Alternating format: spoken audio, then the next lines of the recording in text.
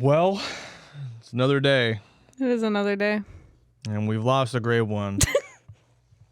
I thought you were referring to the fucking email that we've got. Oh, yeah, I'll cover that in a minute. Man, recipes Ozzy Osbourne. Yeah. Yeah.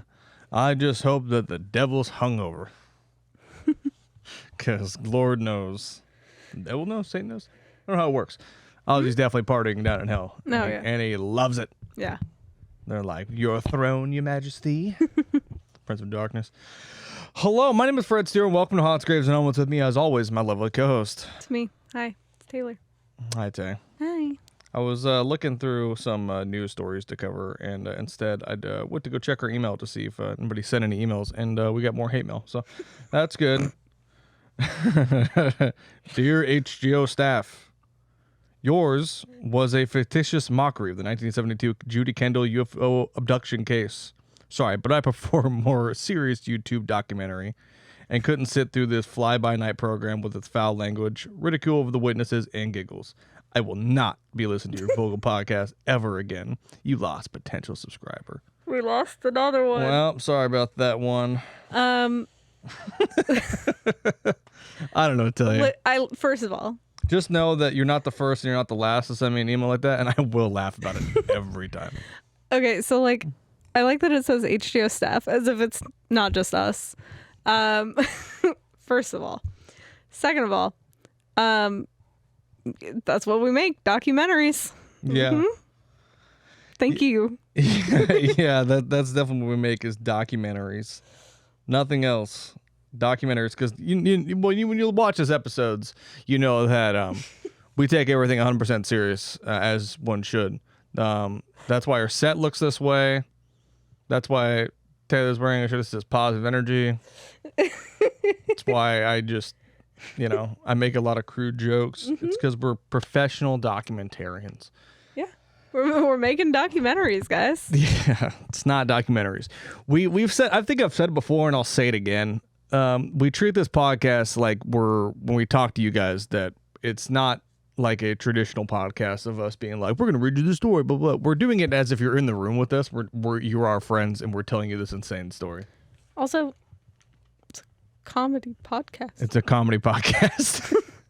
It's not. We've stated that before. We've stated it multiple times. Sometimes we cover topics that aren't comedy related and are absolutely, and it's super dark. I mean, go look at our last episode, but over the grand scheme of things, we've covered, the killer orangutan ghost of La Croissant, things like that. Jeff the Talking Mongoose. You think that's fucking serious?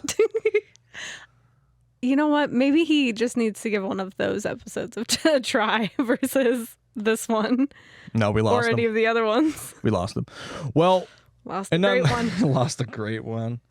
Yeah. So anyway. I just thought that was very, very funny. It's so funny. But listen, people do send us emails, and a lot of them are just more like along the terms of like people seemingly trying to contact me and just being like, can I go ghost hunting with you? Which is more often than not. A majority of the emails are just that. They're like, hey, I live in the area. Do you want to go ghost hunting? That's so funny. And it's like, they're not directed to me because I'm just here, but yeah, but hey, you know what? I appreciate it nonetheless. But if you want to send us some more hate mail, you can at HGOPodcast@gmail.com, or you can be a civilized human being and just send us your crazy story and we can talk about it. Yeah. But Taylor, do you have a news story you want to talk about? I do. And this one is just, it's crazy. Ground squirrels are taking over in North Dakota City, and officials are not amused. Unlike me right now. Pretty amused by that. So apparently the Richardson's ground squirrel weighs less than a pound, is about 1 foot long, and native to the northern plains. It's also exasperating the people of North Dakota in Minot. That sounds about right. Where it is burrowing everywhere from vacant lots to the middle of town and growing more plentiful over the past 2 decades. Joshua Herman said fighting the squirrels is akin to one guy standing against a massive storm. Massive storm of squirrels.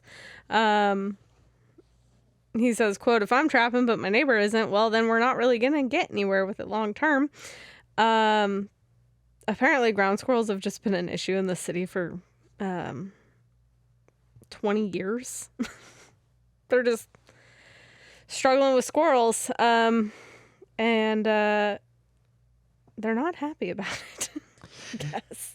Well, it's almost, people got to wage their own wars, and sometimes it's against the local wildlife, and I understand wholeheartedly. No land is safe, apparently. That's what AP says. This guy said that he kills 3,500 to 5,000 of them a year. Okay, so that man's definitely waging war against squirrels, yeah. He's having a time trying to fight these squirrels, and he's not really getting anywhere. But yeah, no, apparently Minot, North Dakota is just really struggling with squirrels right now. They have been for 20 years, but it's only getting worse. So, well, that was it. That was all. We'll pray for you, North Dakota. Yeah, that's was not They're taking over. They're taking over. What are they going to do? Run for office next? Probably. Probably. But Taylor, you have our week's episode. I do. And don't worry, we'll make jokes about it. So. That's what you guys are here for, right? No, the dog. See? Now the dog's gone. Yeah.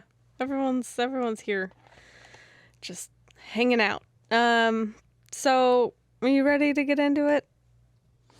I am ready to get into it. And just in case you're wondering, that episode came out in 2024. Came out over a year ago. The one I was referencing earlier. And it was called the Ball Smasher 9000. So go check out that episode. It would be episode 111. Great.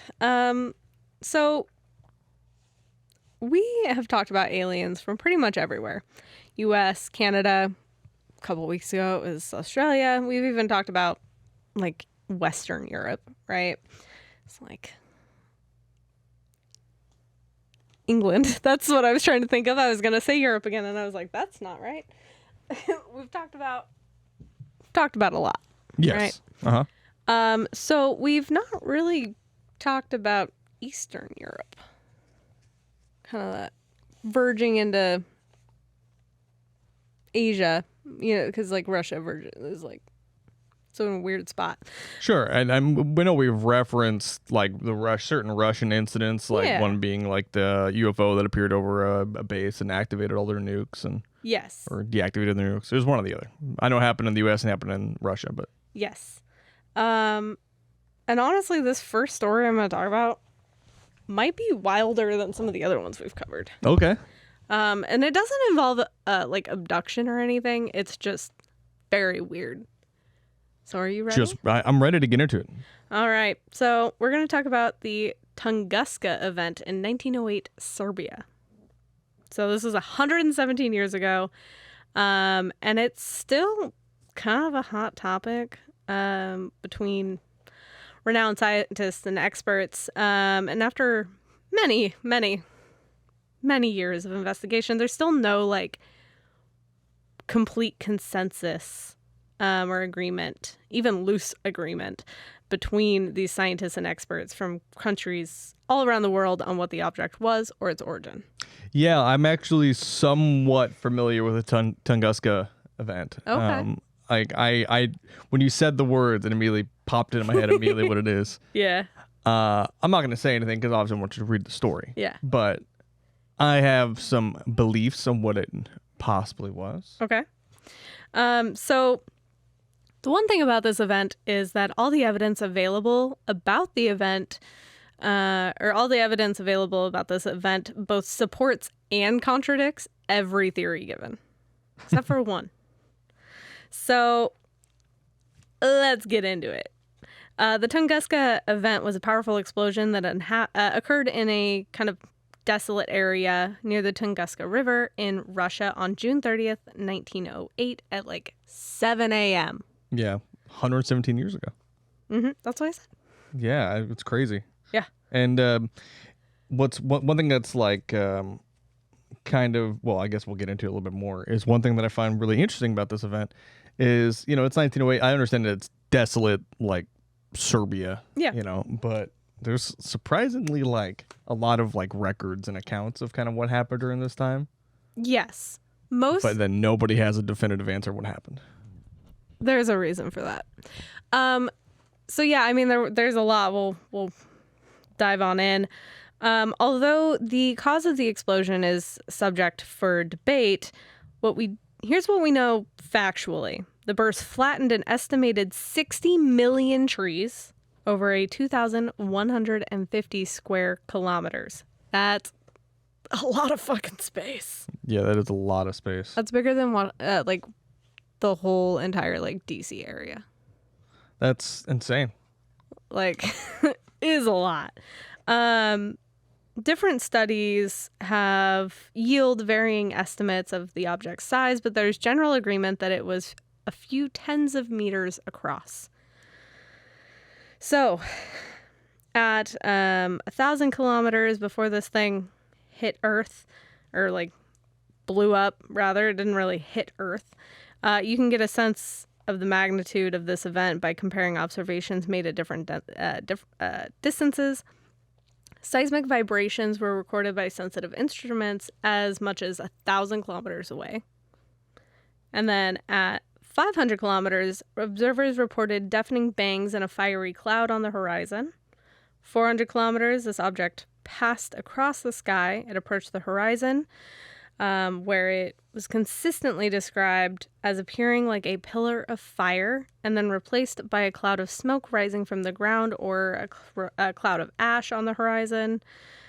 And at 200 kilometers much closer, several witnesses gave a better description of the object itself. Kind of get into that.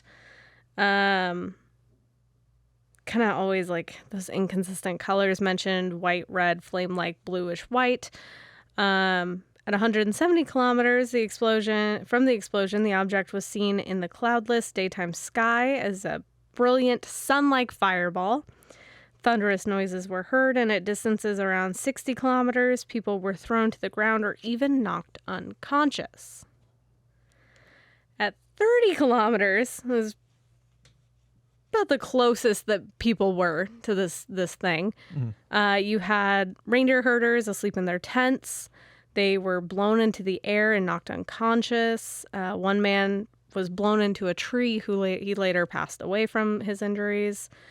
Quote, everything around was shrouded in smoke and fog from the burning fallen trees. Nothing really caught on fire, though. It wasn't like a big fire that broke out after this. It was just big explosion. Big explosion. Okay. Early in the morning, when everyone was asleep, it was in the tent. It was blown up into the air with its occupants. Some lost consciousness, and when they regained consciousness, they heard a great deal of noise and saw much of the land just devastated.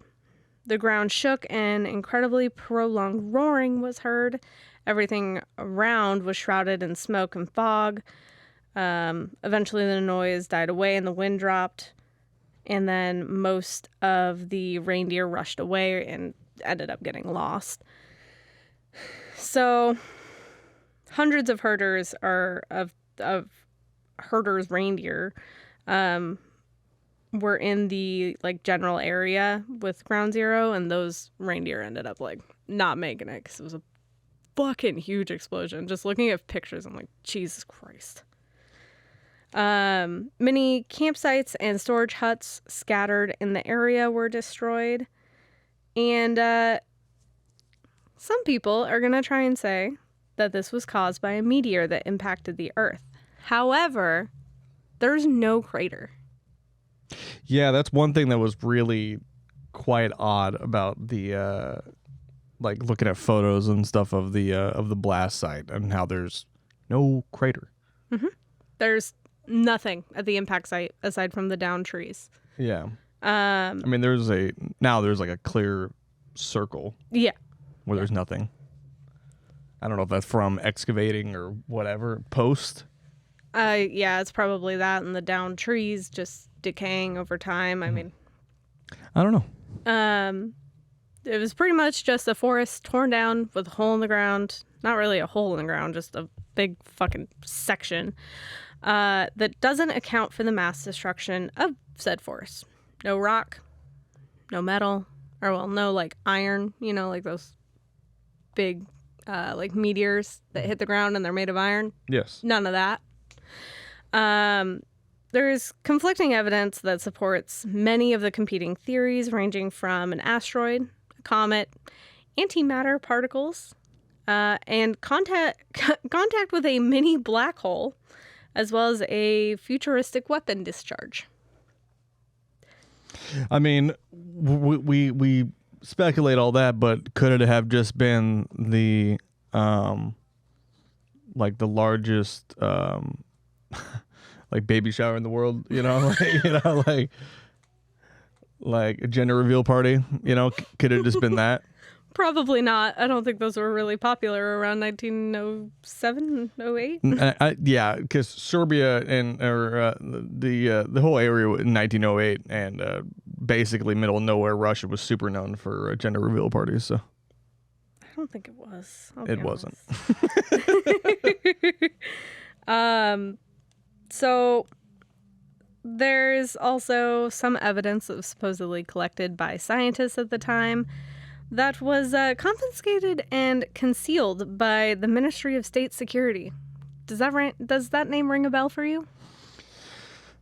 I've heard that name a few times. Because it should. It's what became the KGB. Yeah, you know, a bunch of goofballs those guys were. You know, just goofing around, being a bunch of just a bunch of guys hanging out, having a grand old time. Definitely weren't doing horrible, horrible things to people. So KGB, bunch of goofballs. That's not the official stance of HGO. I just want to make that clear. Yeah, no, they were terrifying. Man, the guy who sent that email is going to hate this episode. Yeah, well, we'll get another one. Don't worry. So essentially this means Tunguska is left without a trace of evidence or any explanation, really. And then I watched a whole documentary about this. And there is a woman who gave she's one of the last surviving, at the time, one of the last surviving witnesses that gave an account that actually disrupts what was given as theories and explanations that they kind of put forward. So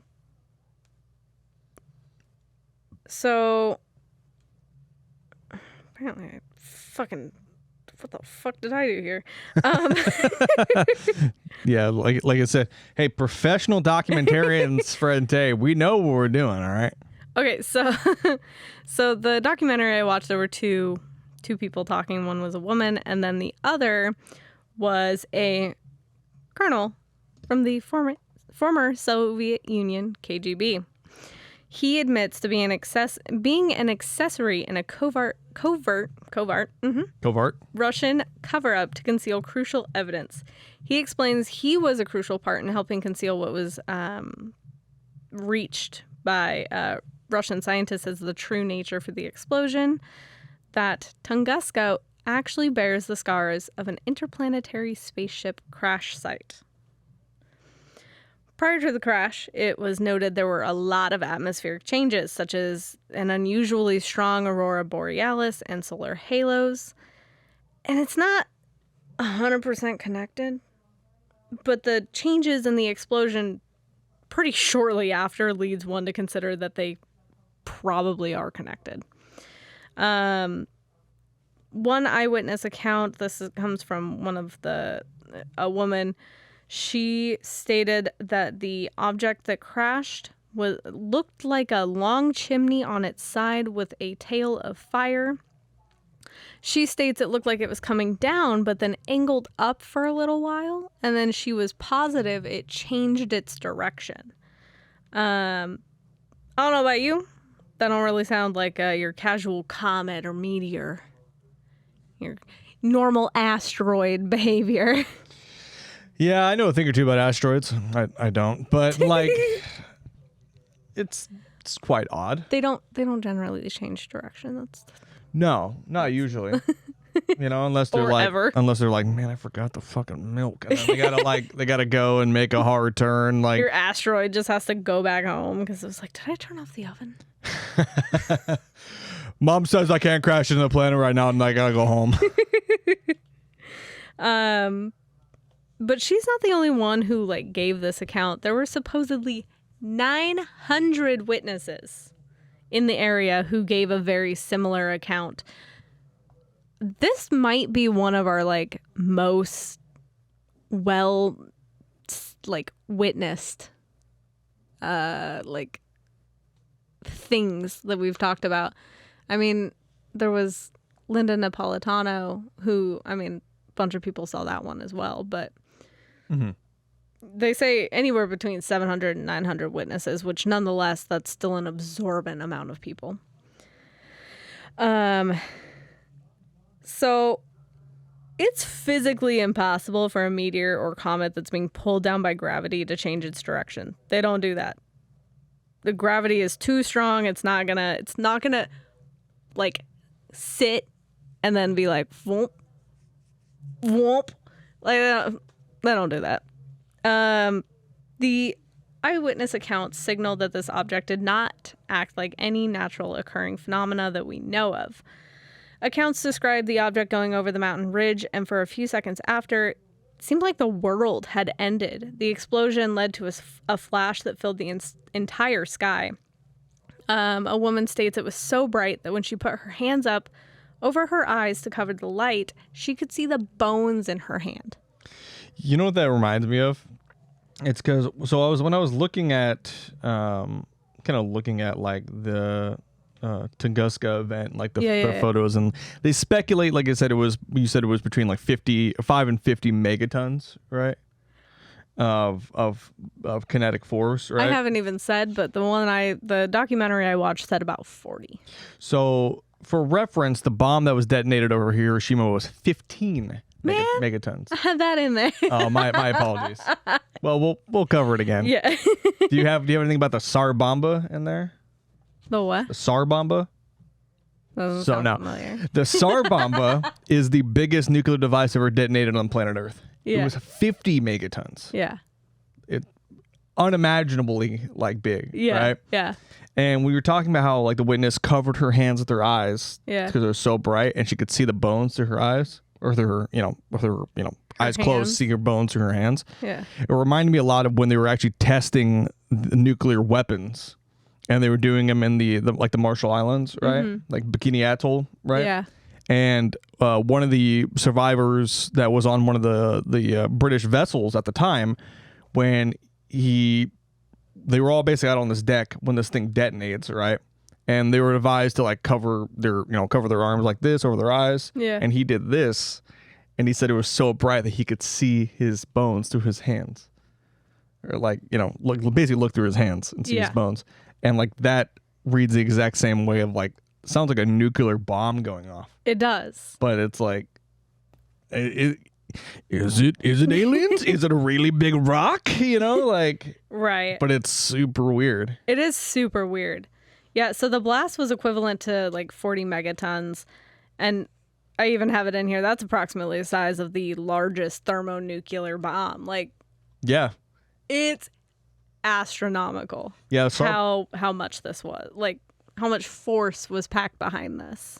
One day I'll do a really big deep dive into like nuclear, like the nuclear program, and I'll talk about like nukes that were created, because the Tsar bomba, which was conveniently created in Russia, of course, was only 10 more megatons than this, right? Yeah. And it's like, man, I can't imagine just something coming out of the sky that wasn't a planned test, and it's that big. Yeah.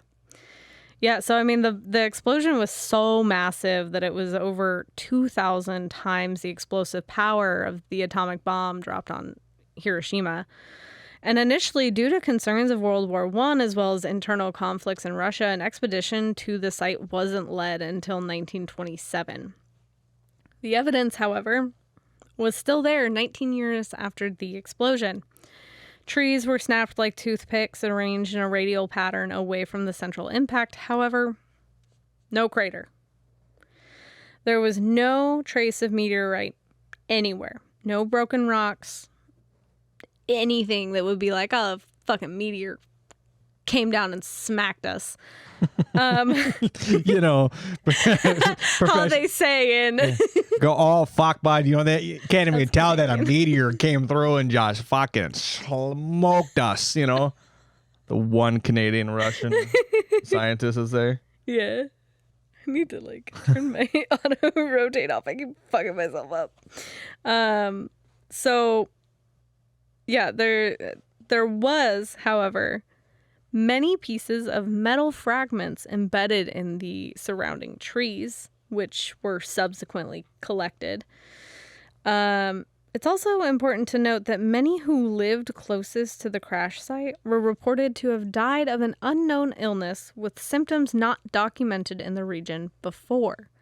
Many people were getting sick, and reportedly a lot of them were dying while they were still young, even though they'd been healthy before. There's some more, hi Sprite, there's some more eyewitness accounts. Witnesses in the town of Kurensk and nearby towns at the same distance recollected the fireball flashing across the sky in the following terms. Quote, a ball of fire coming down obliquely. A few minutes later, we heard separate deafening crash like peals of thunder, followed by 8 loud bangs like gunshots. A ball of fire, then another ball of fire appeared in the sky and approached the ground. It took on a flattened shape. Some said it looked like a flying star with a fiery tail, and the tail disappeared into thin air. Stop trying to lay on me. The dog is like, I think it's time for sleep. Sleep over there. You got pillows. Leave me alone. Quote, I was sitting on the porch of the house at the trading station looking north. Suddenly, in the north, the sky was split in two, and high above the forest of the whole northern part of the sky appeared covered with fire. Felt a great heat as if my shirt had caught fire. At that moment, there was a bang in the sky and a mighty crash. I was thrown 20 feet from my porch and lost consciousness for a minute. The crash was followed by a noise like stones falling from the sky or guns firing. The earth trembled. At the moment when the sky opened up, a hot wind as if from a cannon blew past the huts from the north, and it damaged the onion plants. No. I was waiting for that one. I knew that was coming up. Not the onion plants. Damage the onion plants. Later, we found that the panes in the windows had been blown out and the iron hasp in the barn door had been broken.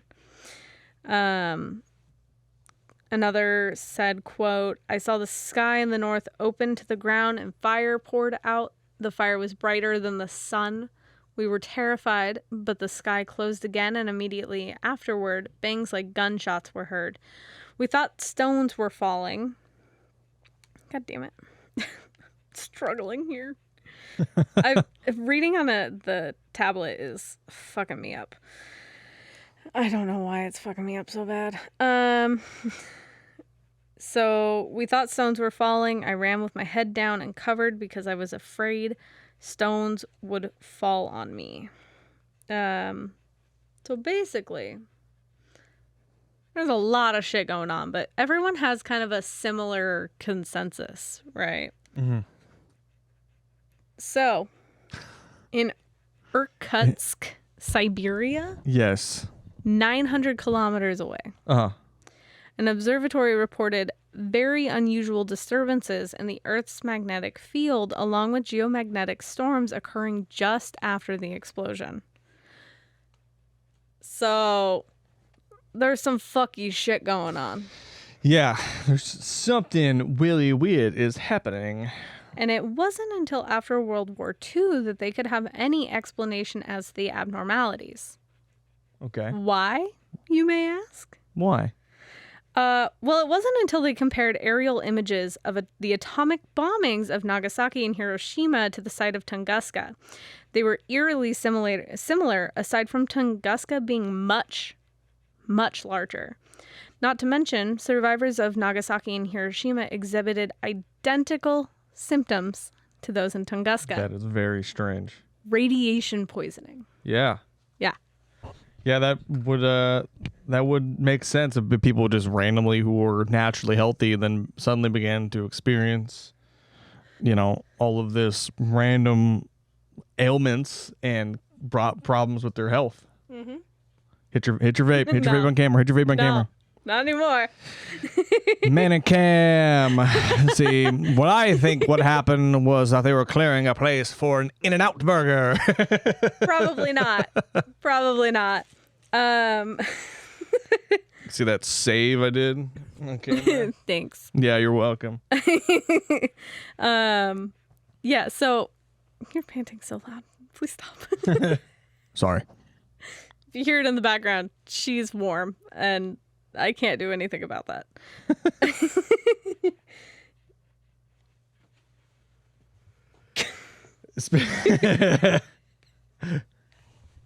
You go over there. That'll muffle some of the sound.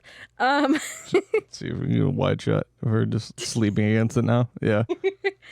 So, yeah, it's very odd. But like in 1908, they didn't know what radiation poisoning was. There were no atomic bombs then.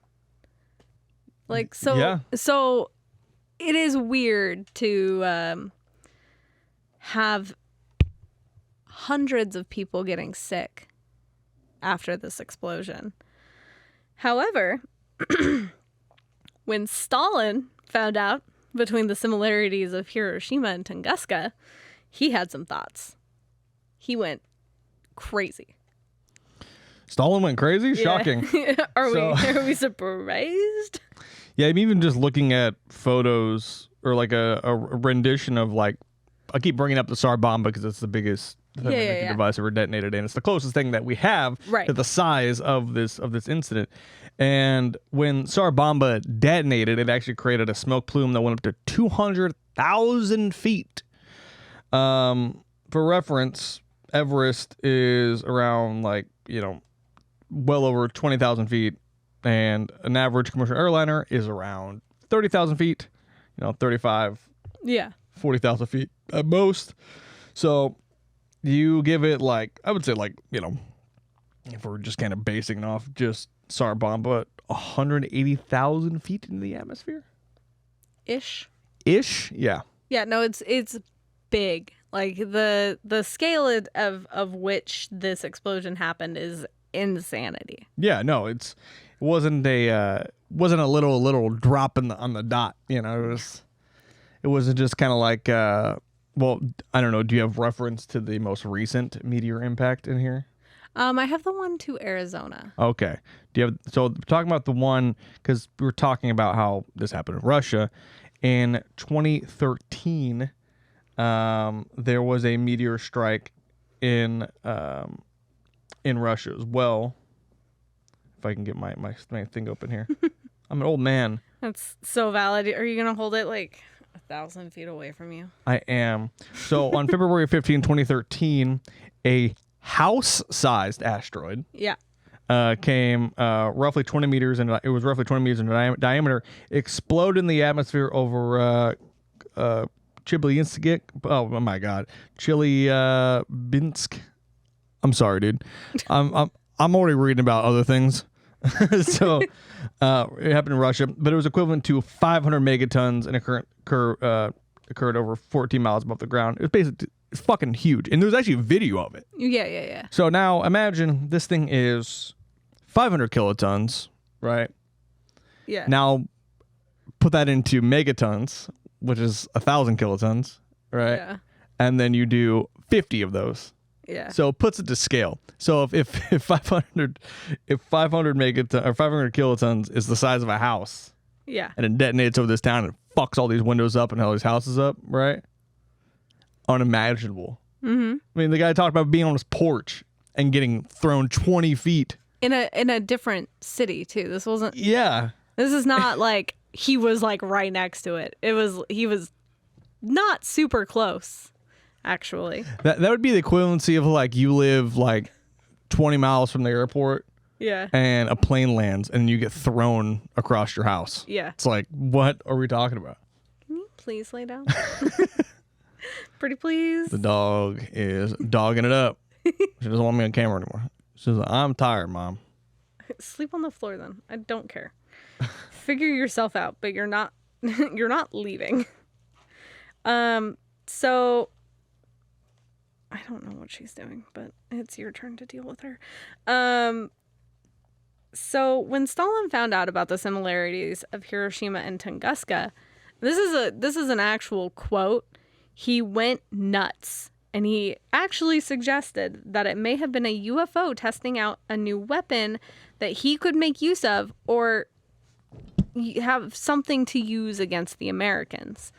And this is Lieutenant Colonel Anatoly Kuznetsov of the KGB. In 1947, Stalin instructed the KGB to investigate Tunguska and involve foremost rocket scientist S.P. Korolev, who was a big part of Stalin's thing. He later became head of the Russian space program, if that name sounds familiar. I've heard the name be around. I figured if anyone was going to know it, it was going to be you. The dog. Yeah, so when Stalin conducted thermonuclear experiments, they discovered the same effect of disrupting the Earth's magnetic field and caused the same geomagnetic storms the way that the crash or like explosion in Tunguska had. I don't want to call it a crash because it didn't really crash to the ground. It just exploded. They also discovered more evidence of radiation when they looked at the tree's growth rings, indicating accelerated growth rates for several years following the blast. This was a genetic mutation caused by radiation exposure. Korolev then equipped an expedition in the 1950s, which further solidified these findings of residual radiation. Because there is no means of natural explanation on the cause of the radiation, he himself concluded these findings had been caused by the crash of an extraterrestrial ship. You might think, oh, well, someone just dropped an atomic bomb on Tunguska. No, you're wrong. If that's what you thought, you're wrong. Yeah, that's what you thought. You're wrong. Yeah, so the first atomic bomb was developed in the Manhattan Project that began in 1942 and wasn't tested until 1945. That was 37 years after Tunguska. There's a whole fucking long-ass time between what happened in 1908 to the Manhattan Project. Yeah, I mean, it's be like, I don't know, 30 plus years. 37? Yeah. Mm-hmm. So, I mean, kind of insane that something so powerful hit and nobody really has a good explanation on what it was. Like, okay, if you had told me this happened 5 years before the first atomic bomb, I could maybe see it being like a secret project or something, right? Yeah. Not 37 years. No. That too long. I don't think cars were invented yet. In 1947? No. 45 or 1908? No, 1908. I know cars were invented in the night, like during World War II. I was like, are you... Hello? I was very confused for a second. Kuznetsov states that after their conclusions, the KGB was ordered to take possession of all site findings and to instruct witnesses to state it was only a large meteor. Otherwise, they would find themselves with, quote, a free ticket to a Siberian prison camp. Oh, I heard those are lovely this time of year anyway. No. Oh, so the first car was invented in 1885, but... Okay, so it was... Truthfully... Could it have just been a big car? Probably not. Oh my God. There's a lot happening. Please just lay down. You're being a brat. this was like smack dab. You said 1880 something? 1885 is when the first automobile was created. So it's almost smack dab in between when the first car was created to when the first atomic bomb was tested. Yeah. That's crazy. Yeah, no, surprisingly. And then it was only a couple years after the Wright brothers flew their Kitty Hawk, their first plane. That's crazy. So, could it have just been the Wright brothers goofing about over the middle of Russia? With atomic bombs? You know, they're smart. They seem to be figuring things out. I don't want to point fingers, but I will.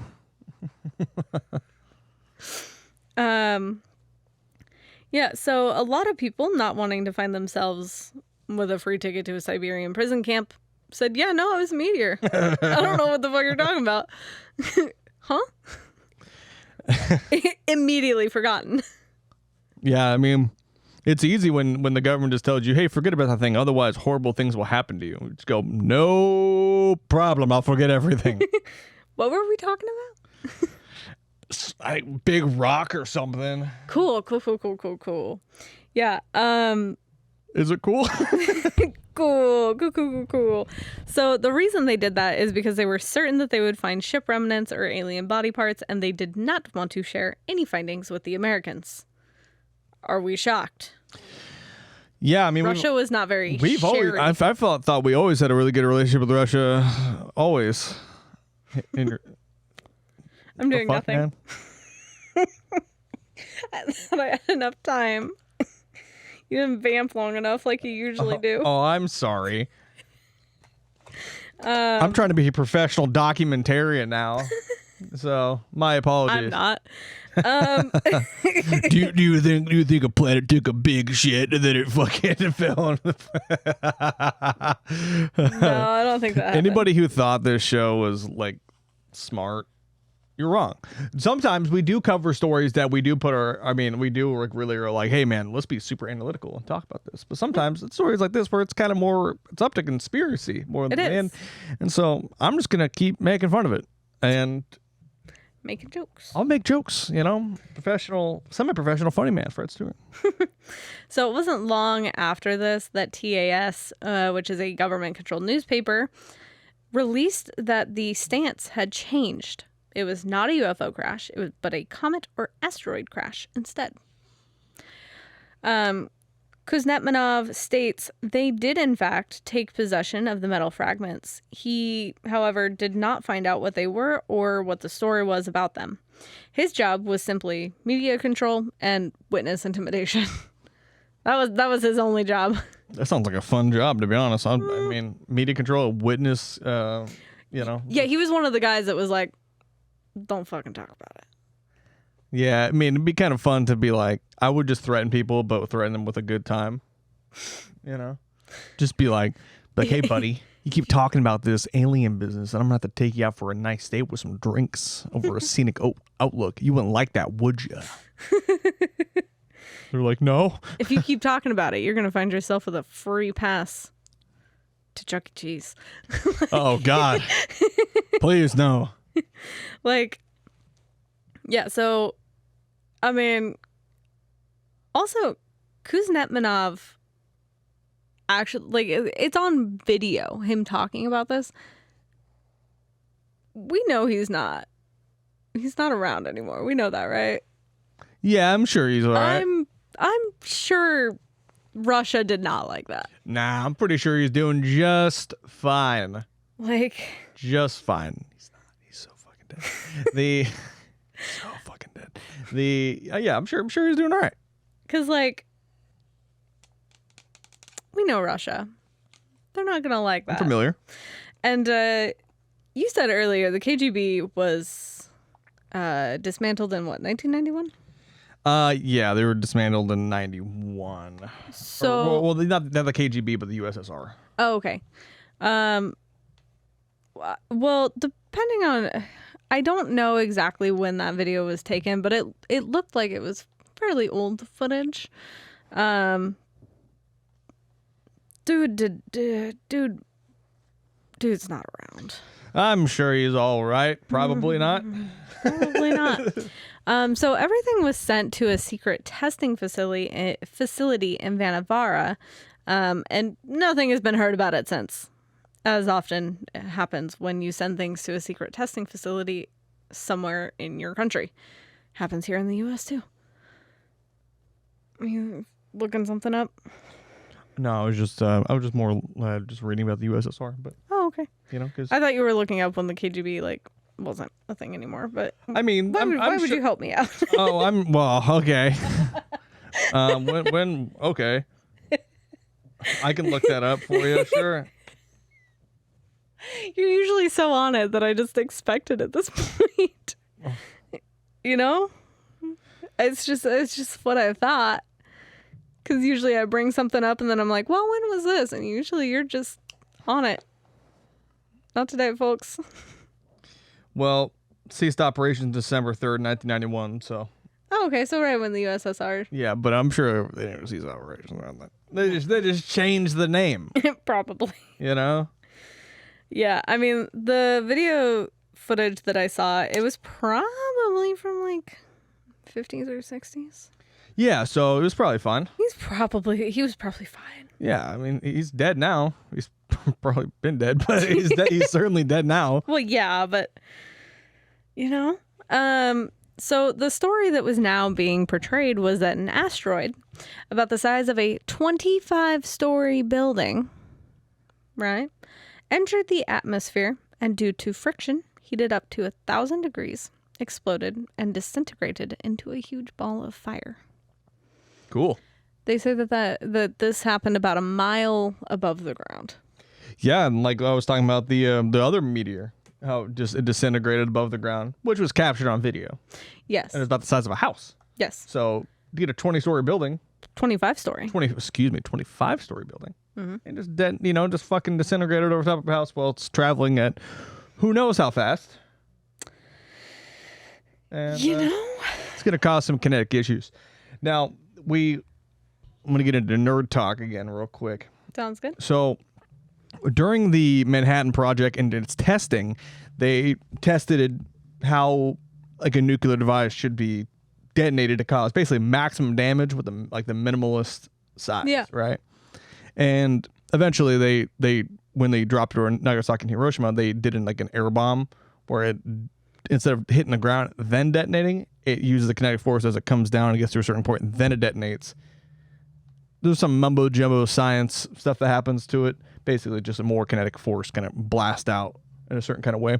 They also tested during the David Crockett, where they launched it out of a big ass artillery machine. Yeah. Same kind of move. So, an airburst situation like this, if a 25-story building is traveling at, hundreds and hundreds of miles an hour, if not thousands. Yeah, if not thousands, and it fucking detonates. I mean, kind of explains a lot of the kinetic force around it, but the lack of debris from it is questionable at best. Yeah. So I mean, yeah, the theory of an asteroid or a meteor, in theory, is possible. It's clean and it's simple. But you look at the iron meteor impact in Arizona that happened quite a long time ago. It had a force of 15 megatons and was only 100 feet across, but that left a crater. It's almost inconceivable that a 25-story long meteor that weighed over 1 million tons would disintegrate into dust and leave zero debris. That don't make no goddamn sense. That don't make no goddamn sense. It also doesn't align with that collision course and the atmospheric oddities previously reported. Asteroids like that don't cause geomagnetic storms or disruptions. Mm-hmm. However, technically a comet could account for the atmospheric change, though it brings up the question of how a comet that large with that large of a tail was unnoticed by anyone else in the world. So watching this thing, the way usually they circle the earth and then they slingshot back out. Yeah. So in theory, more people than Tunguska should have seen it. Sure. If it is a 25-story long comet. Sure. That's not... That didn't happen. Yeah. So that seems a little odd. I mean, even looking at photos, and I'll put them up on the Instagram and stuff like that, but you can look at them on there. But if you're listening, you're on your phone, you're not doing anything, or if you're driving, I don't give a fuck. You can look up Don't look up stuff while you're The driving. dog is dragging things. She's just trying to... Look up the Canyon Diablo meteor impact, which is what Taylor's referencing out in Arizona. Mm-hmm. And I mean, it's a fucking massive crater. Here, I'll do this so you can hit your vape. So you're not as awkward. You show your feet to all the people on the internet who I'm sure have My feet are covered. people have gooned to mine. And it's a massive crater. And you said it was smaller. It was only 100 feet across 100 feet across. versus Yeah, versus like 25-story. Yeah. Presumably, it was much wider and longer than this impact in Arizona. Yeah, and there's like hardly any like damage even now from in that area of Russia. I was looking at like Google Maps from like 2 years ago. Yeah. When they last flew their satellite over it. Yeah. And it's pretty much covered. Whereas the one in Arizona, that is still a deep crater. Like there's still evidence of it. Highly suspicious. Highly suspicious. Yeah, so that impact had a force of 15 megatons and was only 100 feet across. So, I don't know. So some suggest particles, a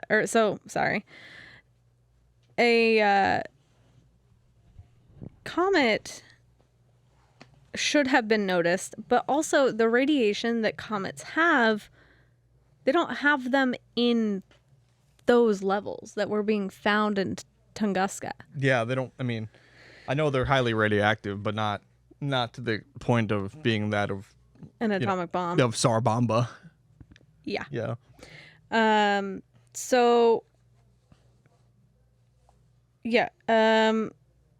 Comets are also made of ice and rock, meaning it would have melted much higher in the atmosphere than where it exploded over Tunguska, which again was about a mile. In theory, a comet should have exploded much, much higher up. Yes. What do I know? Not a lot. Professional documentarian. So, I don't know. It doesn't really seem like a meteor or a crater to me. Some suggest particles of antimatter formed over Tunguska and exploded when they came into contact with the atmosphere. This is supported by radiation remnants, the explosion. However, it also accounts for the lack of crater formation and no observation of that classic like mushroom cloud that's seen in atomic bombs. So strange. It doesn't account for the geomagnetic and atmospheric changes, however, nor does it align with the sighting of an object in the sky. Again, also should have exploded really high up in the atmosphere, just based of sciencey shit. And then the least likely natural phenomena that's suggested is that a mini black hole came into contact with Tunguska. A black hole the size of a tennis ball would destroy the Earth. Okay. Maybe it was the size of a grape. I don't know. So the one that would have caused Tunguska would need to be the size of a pin.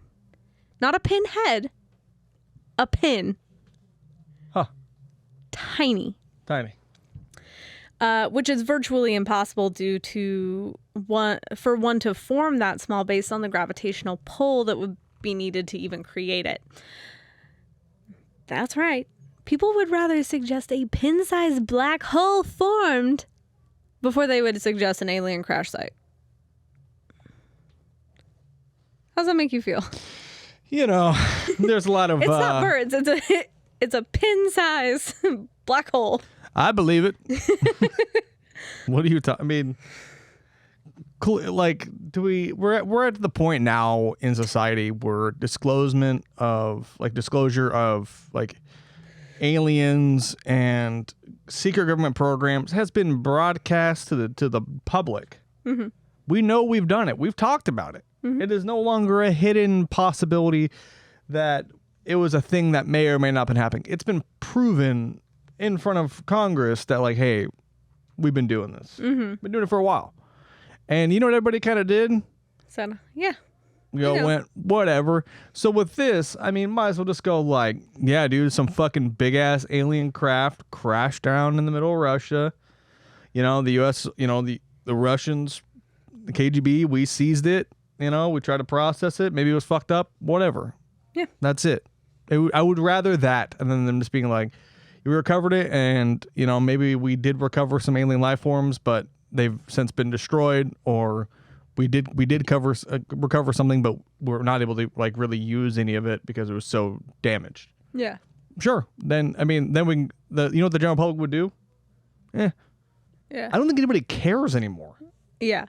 To be fair, like a lot of these theories are ones that have been popping up since 1927. Yes. When they first did the... Oh my God. You got it.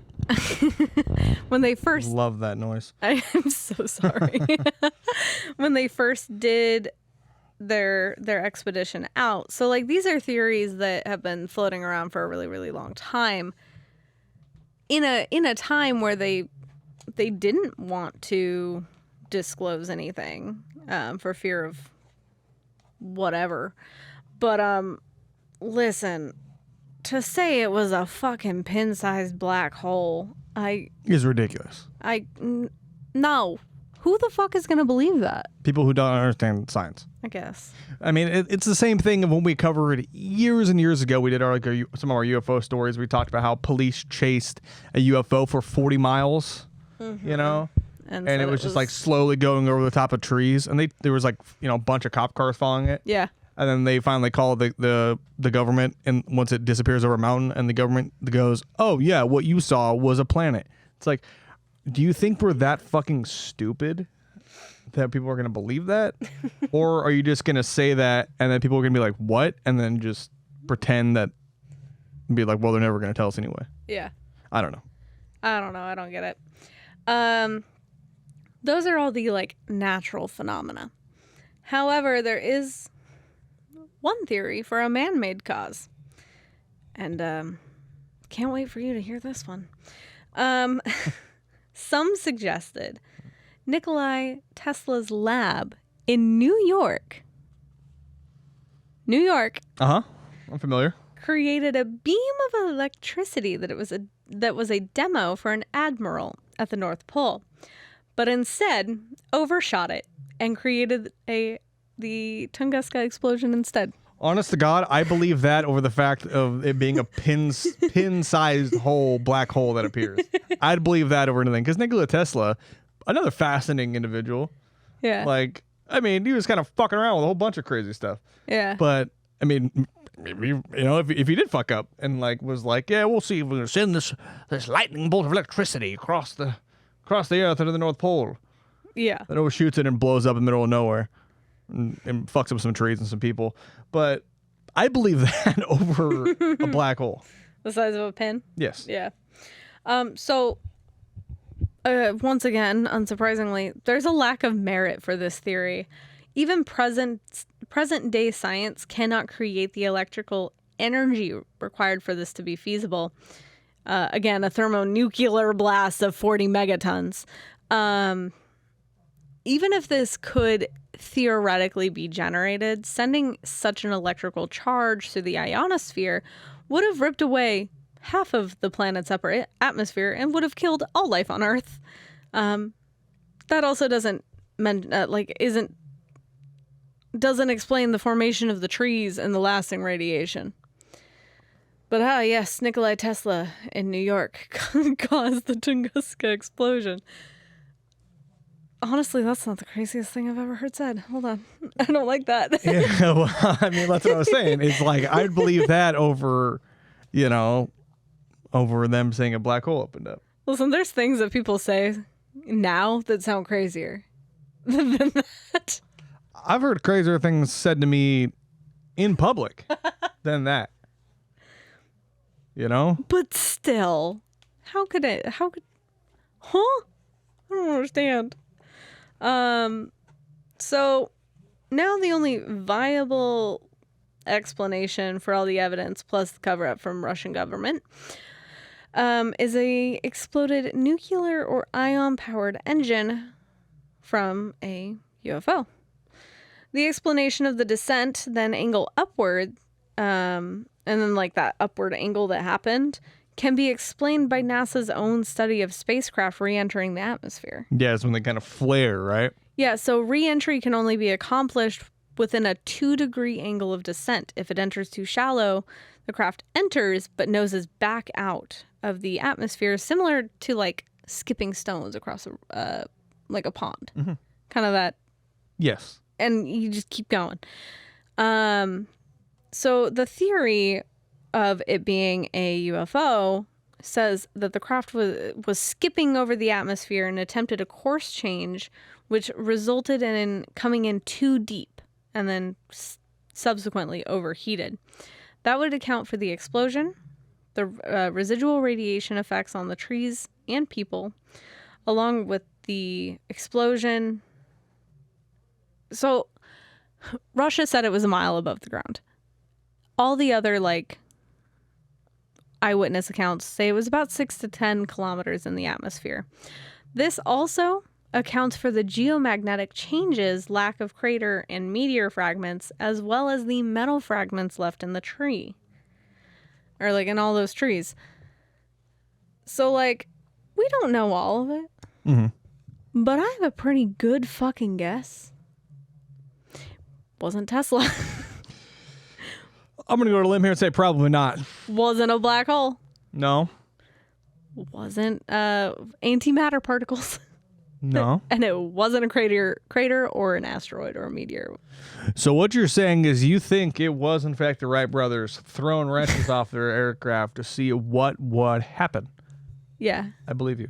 No, what you're saying is you think it was an alien. You think it was a UFO. Yeah. I think so. I mean, that genuinely does make the most sense out of all the theories possible. Everything else should have happened higher up in the atmosphere than it did. Mm-hmm. And I mean, we've seen it with NASA and re-entry of crafts. Sure. It has to be done a specific way, otherwise it fucking explodes. True. Also thinking about just how how the atmosphere works, and one of the big problems when it comes to re-entry of spacecrafts is that upon re-entry, a big worry, like I said, is during re-entry is they overheat and they explode, right? Yeah, if you come in too deep, you overheat. You overheat, and what will happen is you get these secondary objects, right? Mm-hmm. So if that was the case, if it was a meteor, right? Yeah. You would expect some sort of maybe separation of secondary, so you would expect secondary blast sites. Yeah. Right. Because the main theory is that both comets and asteroids, they're kind of loosely held together. Yes. Rock. Usually what happens and why most asteroids or meteors, comets aren't a big concern when they enter our atmospheres because they break up. Yeah. Into tiny little pieces and then we get meteor disintegrate. showers. Yes. Yeah. That's usually what happens. Granted, with a 25-story meteor, yeah, it would be less likely to have absolutely no debris. Sure. Something, it should have something. Of course. Should have something. Should have something. Should have something. I don't know. I have a lot of opinions. I don't know. I think it's quite strange. I mean, I think it was, I'm going to go on a limb here. I'm going to sound like a little crazy guy here, but I think it was a UFO. The whole theory that I've been trying to prove, and you're like, I'm gonna sound real crazy here. Meanwhile, I'm gonna sound like a real crazy person here, but I think it was a UFO. I don't have a manic cam, but like, meanwhile, I'm trying to sit here and I'm like, but it's Help me. duh, Help me. it's fucking aliens. There's no fucking way it could have been anything else. While Taylor continues the story, I'm gonna make Taylor a mannequin. I pulled out my in ear doing that. Oh, I'm struggling. I mean, that's kind of like all I have on Tunguska specifically, because it was one of those weird little things. I usually don't need a mannequin, but I did for today. It's one of those weird things that I can't really fathom it being anything else, because nothing else fits all of that criteria list that we talked about. Yes.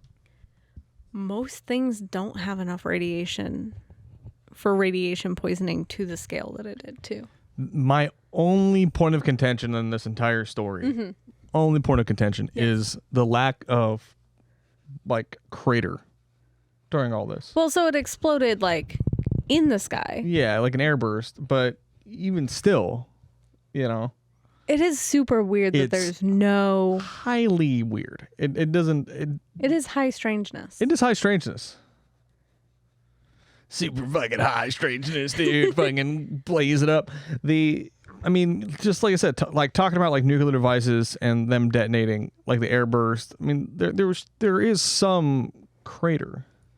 Yeah. And you would expect for something that is 25 stories, you know? And Well, that's what they claim that the meteor was, but like, it's hard to actually know, because again, they're eyewitness accounts, and most of them are ones that were passed down like by mouth. They weren't. yeah, just like, Not quite, but they let me weren't. tell you the story of the Tunguska Event. I'm gonna tell you the story about the Tunguska event. It was a meteor. I'm not going to a Serbian prison. Putting the tongue in the Tunguska Event. I don't know. It is, everything about this case is very strange, and I think that the only thing that does fit the criteria is a UFO. Yes. I don't know. It's very, very odd. And you let us know what you think. We're not done yet, but I think, right? No, we're not. Cool, but you let us know what you think. Do you think it was a UFO? Do you think it was a meteor? Do you think it was the Wright brothers? Do you think it was Nikola Tesla? Do you think it was Ronald McDonald throwing cheeseburgers as hard as he could, breaking the atmosphere with his superior throw as he was secretly a space alien? I think it's that Mannequin. I think it's that last one. I think. The Wright brothers, yeah. No, the one after that. What are you talking about? You just went off on a whole tangent. I have no idea what you're talking about. Am I getting a free ticket to a Siberian prison camp? I don't know what you're talking about, but I know you're about to start talking about something else. Yeah, so this one is also in Serbia, though it's a lot more recent. This one was very interesting. I don't know if you've heard about this one, because I the fuck haven't. So this is an alien encounter in Serbia Okay. 35 years ago. Yeah, fairly recent. In the grand scheme of things, yeah. You know. In the grand scheme of things, comparing it to an event 117 years ago, it's pretty recent. I'm not saying anything. I'm just nodding, going, okay. So this encounter ended with a Soviet military unit turning into stone with 2 surviving members. Okay. Have you heard of this? No, I did not hear about a bunch of Soviet guys getting stoned. Yeah, so Don't laugh at that. That was horrible. That wasn't funny. Shame on you. you make me a bad person. I wish I had a shame cam. It kind of looked like this, but instead of being man, it could be, it says shame. So imagine when I cut to today, it's a shame cam. So there was apparently a 250-page top secret document that reached the CIA. It was declassified in 2000. Just gonna make that clear. Everything I'm talking about was on the CIA website. Don't come for me. Yeah, you keep finding former classified documents, and I always thought it would be me who would be the one being investigated by the government, but I'm starting to think I'm starting to think it's gonna end up being you. I keep looking at declassified documents, and I don't think they're very happy about it. Eventually, there's gonna be some back door. They're gonna end up reading some actual classified documents. We're gonna get fucking raided. We're get interrogated by the high risk interrogation group or whatever those guys were called from the last episode. Listen, I didn't mean to get good at finding declassified documents, but I have. But this one was on the CIA website, so it means it's free and legal to read. You know, we've talked about it on the show, but I'm more the true crime and ghost kind of guy, and then you're the cryptids and aliens person. Yeah. Right? I'm going to be fine, but you're for sure going to get questioned by someone in the CIA black side. Probably. Yeah, so in this, there's a whole thing that I screenshotted that I will read word for word. But to kind of paraphrase it, a Soviet military unit during an exercise spotted a flying saucer above them. Someone shot the spacecraft, which Nice. honestly, that's what you do. And then the craft fell to the ground. This kind of like resurfaced and became kind of popular again back in like April of this year. Okay. This was declassified in 2000, so it's been out. Like, it's been there for a minute. Apparently 5 humanoids or aliens stepped out of the wreckage. They came together and merged into a ball before exploding and releasing intense energy that reportedly turned 23 of the 25 men to stone. What? Yeah, that was what I said when I first read this. I was like, what do you mean they just like... The CIA recovered this, and... After the fall of the Soviet Union, yes. Yes, and this has just been on the internet? Since 2000. Do we need any more crazy things to pop up on the internet? What have I said time and again? They're here. They've been here. Bandit camp. They fucking... What are we talking about? Yeah. So the exact year of the incident is not actually mentioned in the papers, but it's assumed that the visit happened in Siberia sometime between 1989 and 1990. The story actually was also carried by Ukrainian newspaper Holos. I don't know how to say that. Ukrainiev? Let me see. Let me look. Let me take a look. That one. Ukrainiev. That sounds about right. On March 27th of 1993. So it happened before 93. They don't really know. The United States found the KGB documents detailing the alien encounter after the fall of the Soviet Union. And according to the 2 soldiers who survived, the document states that the aliens freed themselves from the debris, came close together, and merged into a single object that acquired a spherical shape. The object started buzzing and hissing sharply and then turned bright white. The sphere started to expand and exploded, releasing an extremely bright light. This turned 23 soldiers into just stone. The two soldiers who survived were in the shadow and less exposed to the light.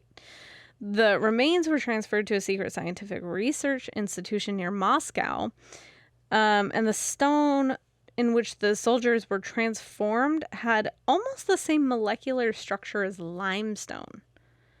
The source of light used by the aliens is still unknown to humans, according to the document. Great.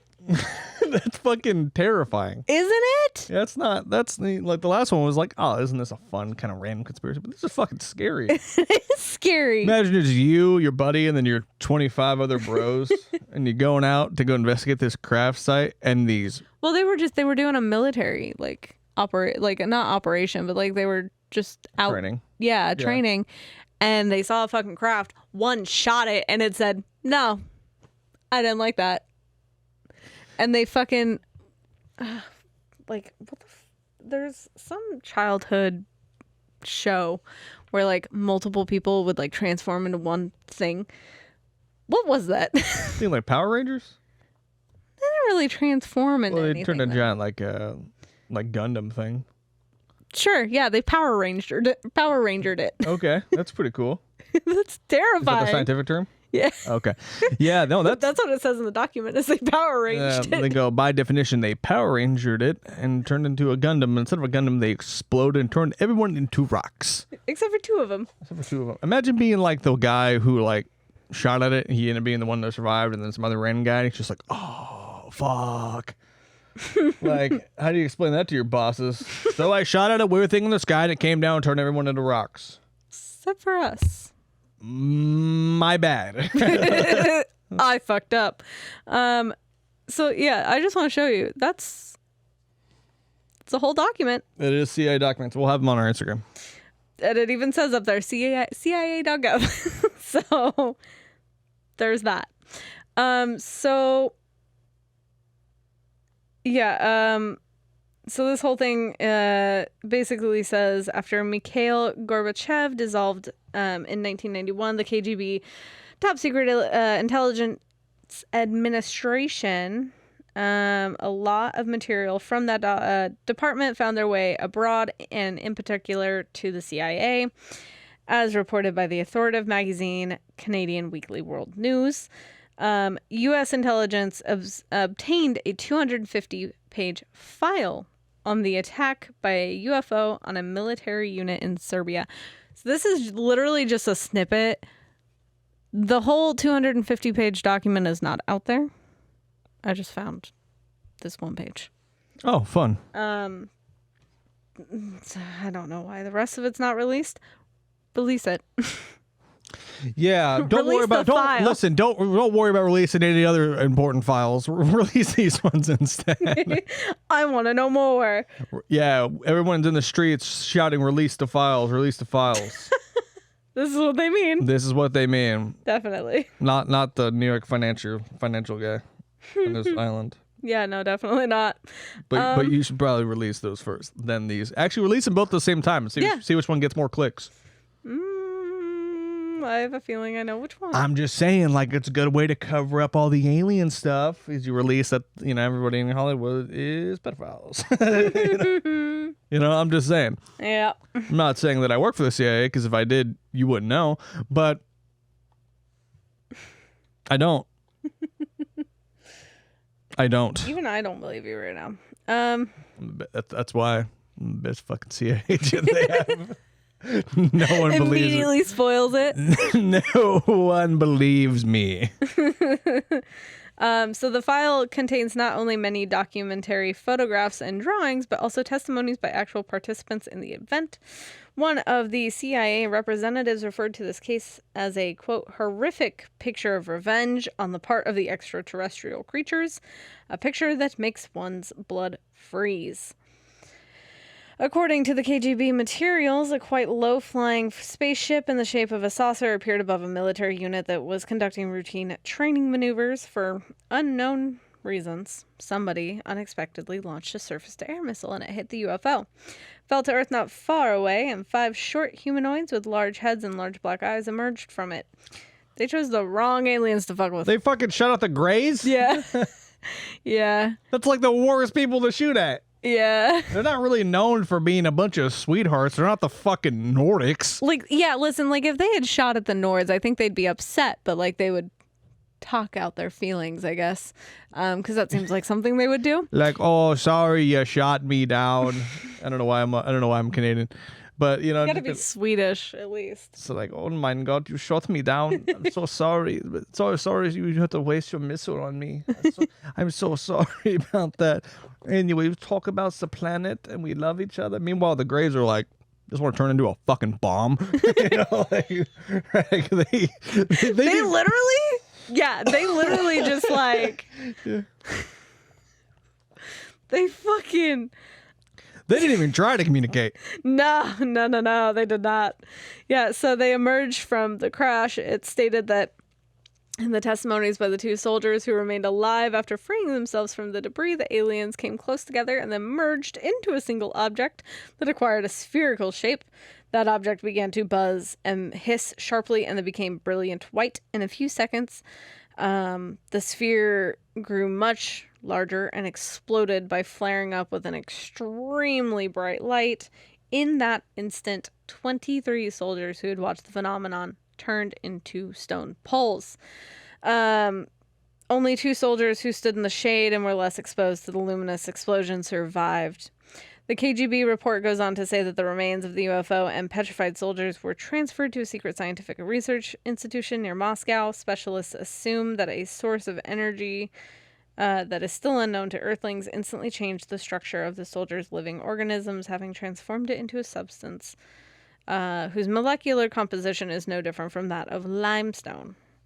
A CIA representative stated, if the KGB file corresponds to reality, this is an extremely menacing case. The aliens possess such weapons and technology that go beyond all of our assumptions. They can stand up for themselves if attacked.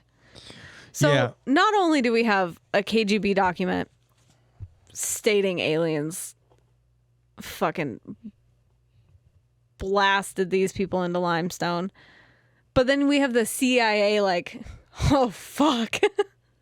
Like if this is true, we're fucked. There's got to be easier ways to make statues. I mean, you ever go to the park and see a realistic statue of a human, of a person, right? Guess how those are fucking made? Yeah, I bet you didn't think about that. That's not how they're made, but imagine.